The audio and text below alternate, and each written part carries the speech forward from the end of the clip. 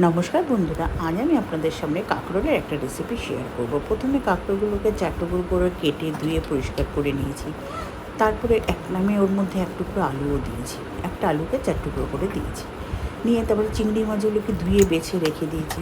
তারপরে কি করেছি, কাঁকরোল, আলু, চিংড়ি মাছগুলোকে সব এক জায়গায় নিয়ে তার মধ্যে দিয়েছি পরিমাণ মতো নুন, হলুদ, কাশ্মীরি লঙ্কার গুঁড়ো, টক দই আর কালো সর্ষে, সাদা সর্ষে, কাঁচা লঙ্কা আর নারকেল আর পোস্ত দিয়ে একটা আমি পেস্ট বানিয়েছিলাম, সেই পেস্টটা দিয়েছি। দিয়ে আর দিয়েছি কাঁচা সর্ষের তেল দিয়ে ম্যারিনেট করে রেখে দিয়েছিলাম 8 ঘন্টা। তারপরে কড়াইতে সর্ষের তেল দিয়ে তাতে কালো জিরে দিয়েছি। কালো জিরে দিয়ে কালো জিরেটা যেই একটু ভাজা হয়ে এসছে, তখন আমি ওই ম্যারিনেট করে রাখা কাঁকরোল আর চিংড়ি মাছগুলোকে দিয়ে দিয়েছি।